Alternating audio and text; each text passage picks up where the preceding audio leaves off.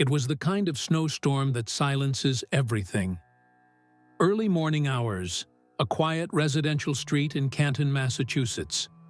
A man lies face up in the yard of a stately home, cold, lifeless, and alone. His name is John O'Keefe. He's a Boston police officer. By the time paramedics arrive, it was already too late. Standing nearby is his girlfriend, Karen Reed. She's frantic, crying. With her are two other women, Jennifer McCabe and Carrie Roberts, both friends of John's, both helping Karen search for him. But it's not Karen who calls 911, it's Jennifer McCabe. And what she says to the dispatcher is chilling in its detachment. She doesn't say, "My friend is lying in the yard." She doesn't say, "It's John." She says, "A man is lying in the yard." Within days, Karen Reed wouldn't just be grieving. She'd be arrested for murder. But when you start digging into what actually happened that night, the missing evidence, the altered footage, the testimony that doesn't match up, you realize the real question might not be, did Karen Reed kill John O'Keefe?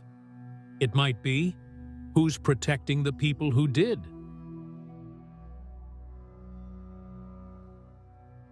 Welcome to The Smoking Sun, and if you're into true crime stories that peel back the layers and make you question everything, go ahead and subscribe.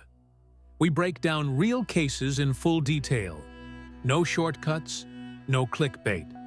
Just the truth, as messy as it might be. Now, let's walk through the case of Karen Reed and the night that flipped everything upside down.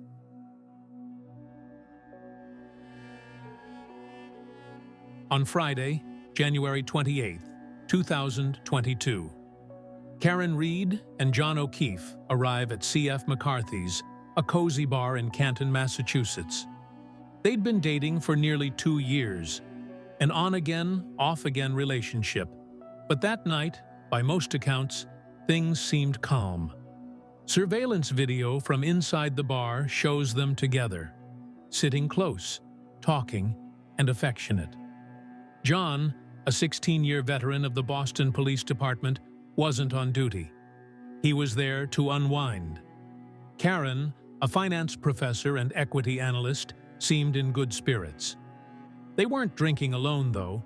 At that same bar were multiple people connected to John's world, including fellow Boston officers and former officers. Among them, Brian Albert, a former Boston cop, Brian's brother, Chris Albert, who worked for the town of Canton, and reportedly even Michael Proctor, who would later become the lead investigator in the case against Karen. All of them would become important later. But at that moment, it was just another night out. As the night wore on, the idea of an after-party started to float around. Some of the people at the bar, including John and Karen, were invited to continue the night at Brian Albert's house, just a few minutes away. According to multiple reports, John was clearly invited to the house. Some witnesses say Karen was not. This will be important later. Sometime around 12:15 a.m., Karen and John left C.F. McCarthy's in her black Lexus SUV. Surveillance video from the bar parking lot shows the two walking out together. At this point, it's not entirely clear what their plan was. Karen later told police that she wasn't feeling well and that John had decided to go to the after-party without her. She said she drove him to 34 Fairview Road, the home of Brian and Nicole Albert, and dropped him off just after 12:30 a.m. She also said she never actually saw him walk inside. She claimed it was dark, snowing, and she stayed in the car. John got out, she drove away. And that was the last time she saw him. This is where everything starts to unravel. Because from that moment on, no one seems to know exactly what happened. Karen would later say that she expected to hear from John shortly after. When she didn't, she started texting him. No answer. She tried calling. Still nothing. As hours passed with no response, Karen got worried. Around 4 a.m., she began texting friends and driving back toward the house on Fairview. At 5 a.m., she and two friends, Carrie Roberts and Jennifer McCabe, pulled up in front of the Albert house. That's when Karen saw something in the yard. She got out of the car and walked over. And that's when she found John. He was lying in the snow, face up, barely visible in the early morning light. He wasn't moving. Karen and her friends called 911. In the call, Karen can be heard sobbing, screaming John's name. It's chaotic. Paramedics arrived, but it was too late. He was pronounced dead at the scene. First responders noted that his body was cold to the touch. He had visible injuries, including to his face and arm, and there was blood in the snow around him. Also found nearby, days later, were pieces of red plastic, believed to be fragments from a broken taillight. This would become central to the case against Karen Reed. But the next key moment came not from the physical evidence, but from something Karen said in the middle of the chaos. According to Jennifer McCabe, one of the women with Karen at the time, Karen blurted out something that would eventually be used as an implied confession. She said Karen asked, "Could I have hit him?" Another version of that quote, depending on who you ask, is even more direct. "I hit him. I hit him. I hit him." To the prosecution, this was damning.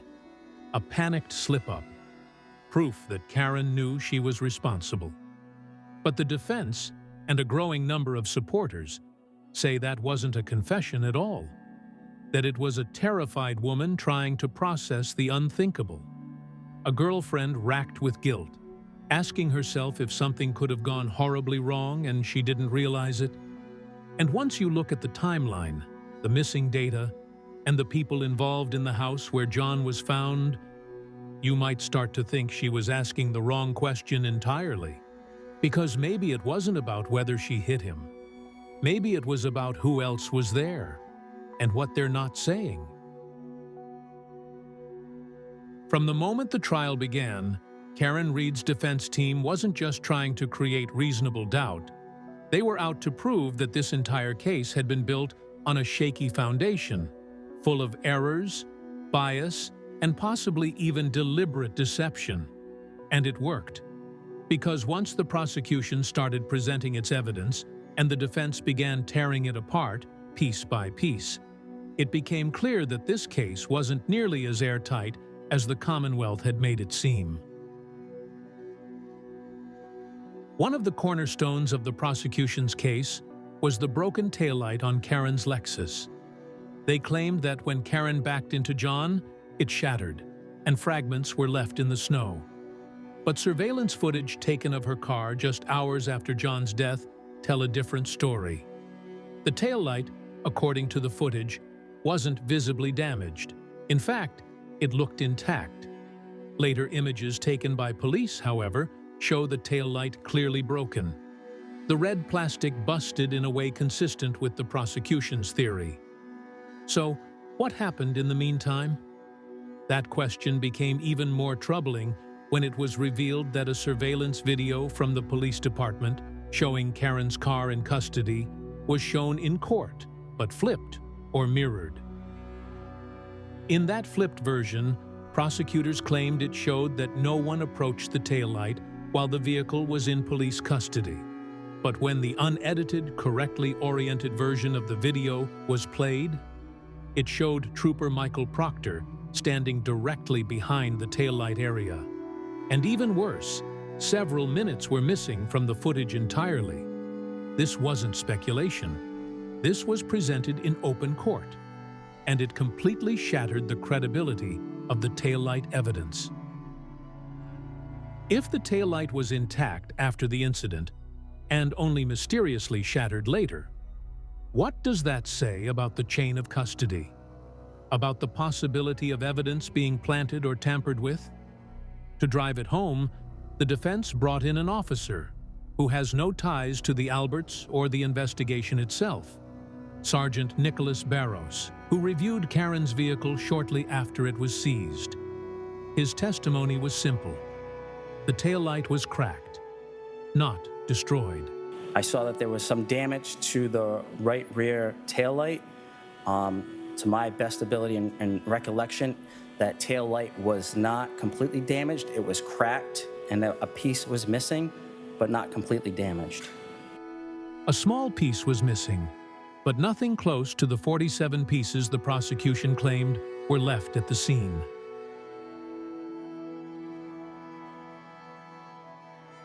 And just when you think the prosecution couldn't be any more off base, another video surfaced.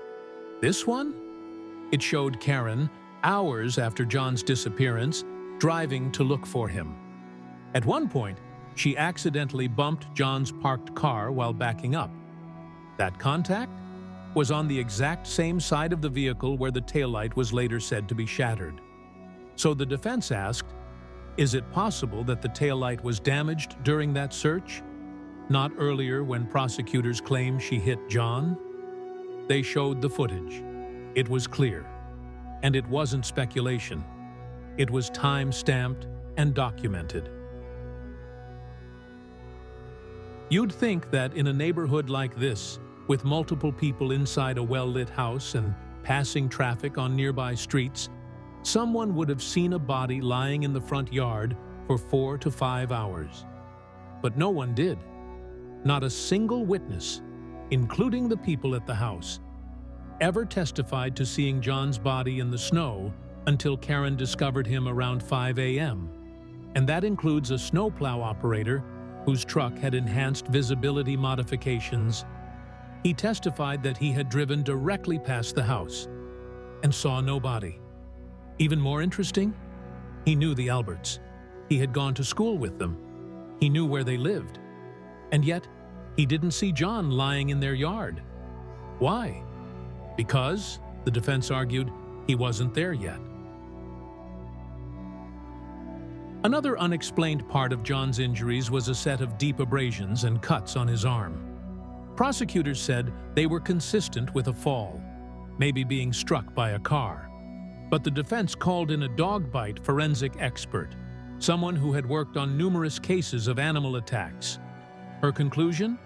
The injuries were entirely consistent with a dog attack, specifically a large breed dog, with the kind of bite pattern that could have happened during a confrontation or even while unconscious. Based on everything that we've discussed today, Doctor, is it your opinion, based on a reasonable degree of medical certainty, that these injuries were from an animal attack, possibly a large dog? Yes.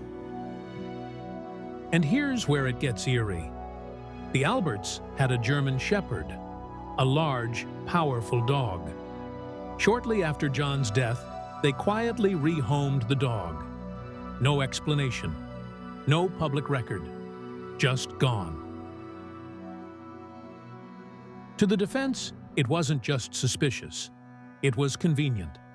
Despite the fact that Sergeant Brian Albert lived in the house and was hosting the party, he never came outside when John's body was discovered. He stayed inside. The defense brought this up repeatedly.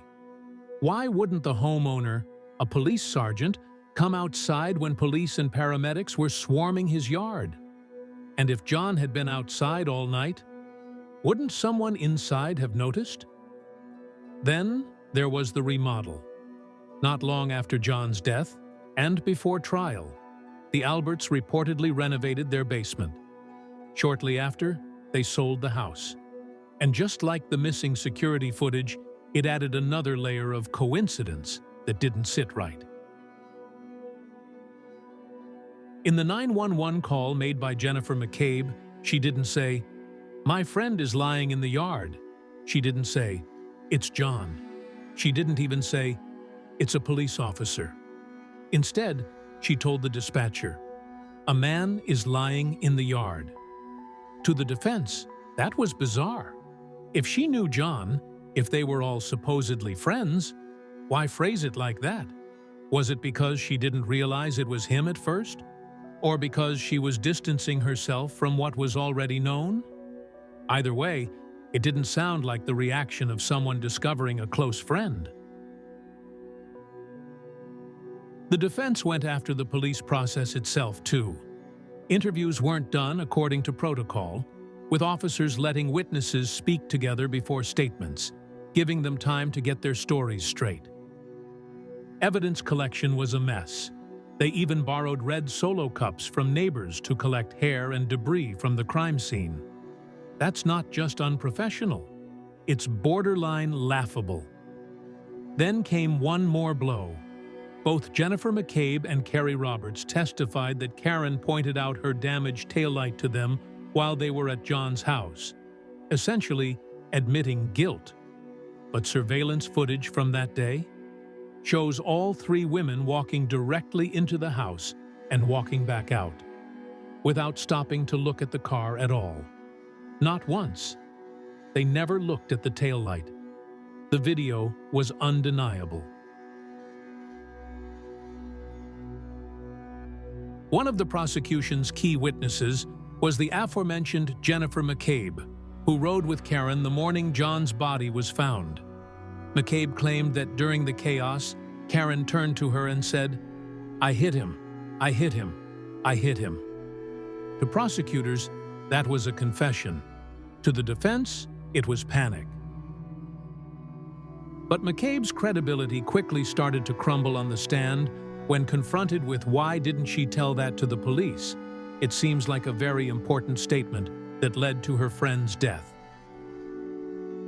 The defense also asked her about her inconsistencies when she told the grand jury. She asked, "Did I hit him?" The defense presented evidence that at 2:27 a.m., hours before John's body was found, McCabe had Googled, "How long to die in the cold?" She claimed she had done that after finding the body, but phone forensics proved otherwise. The timing made no sense. The jury watched as the defense grilled her on the stand, her answers becoming more hesitant and unsure.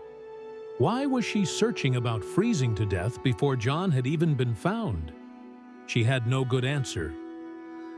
She claimed she was Google searching a club basketball team her daughter had been invited to join, which on its face sounds odd to be searching for, around 2:30 a.m. In one of the stranger moments surrounding the timeline of John O'Keefe's death, the defense zeroed in on a set of phone calls made in the early morning hours of January 29, 2022. Calls between Brian Albert and Brian Higgins, both of whom were closely connected to the case and present at the bar that night. At 2:22 a.m., Brian Albert's phone made a 1-second call to Higgins. Then, almost immediately afterward, Higgins returned the call, and that one lasted 22 seconds. That might seem like nothing, except for the timing. According to the prosecution, John had already been lying in the snow for hours by that point. Yet these two men, both with law enforcement ties, were suddenly making calls to each other in the middle of the night, and both of them gave the same explanation. It was a butt dial. Higgins claimed his return call to Albert was accidental, and Albert claimed his initial call to Higgins was also accidental. No one remembered placing or answering the call. It just happened. 2 accidental calls, back to back, between 2 key people potentially involved in the timeline of John O'Keefe's death. The defense didn't buy it, and neither did many courtroom observers. It wasn't just the calls themselves. It was the fact that Higgins later admitted to disposing of his phone. After being instructed to preserve all devices and data related to the investigation, Higgins claimed he threw the phone away, and that, if he removed the SIM card, he either broke it or cut it up. To the defense, this wasn't just suspicious, it was obstruction, and it raised the same question they kept asking throughout the trial. Why would anyone destroy evidence unless there was something to hide? The final emotional punch came when the defense played the voicemails Karen left for John after she dropped him off. She was confused, upset, angry. She was clearly expecting him to come home. This didn't seem like someone who had just hit the man she loved and left him to die. She seemed like someone who felt rejected and hurt, and didn't know why he hadn't come home or answer her calls. That kind of anger? It doesn't align with someone covering up a murder.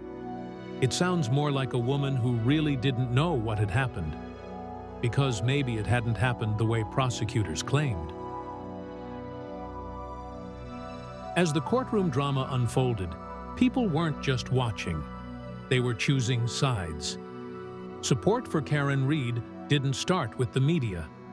It started with everyday people, some local, some from across the country, showing up outside the courthouse with signs, shirts, live streams, and a lot of questions. Free Karen Reed. Justice for John. Truth for Karen. Prosecute the party, not the girlfriend. What started as scattered support turned into something much louder, a full-blown movement. Every day of the trial, people gathered outside the courthouse, protesters, legal observers, everyday citizens who had followed the case online and were convinced that Karen wasn't getting a fair shake. And as the trial dragged on, something became obvious. The prosecution's case was falling apart.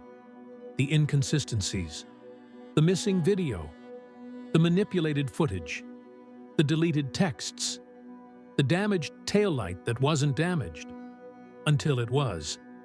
The witnesses who couldn't keep their stories straight.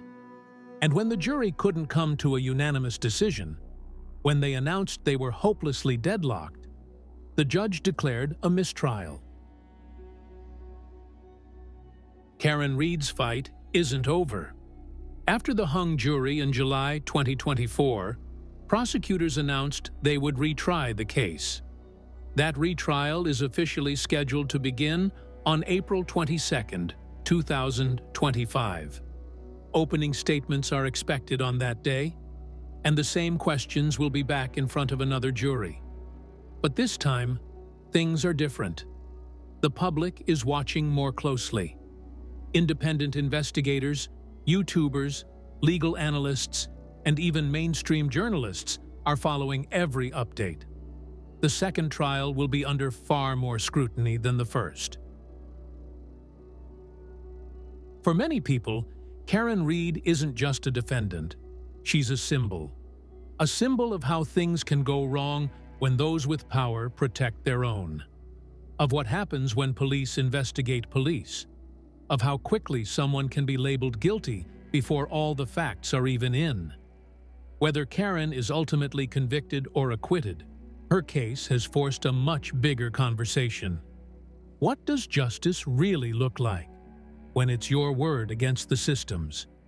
And how many other cases have slipped by unnoticed because no one had the cameras rolling?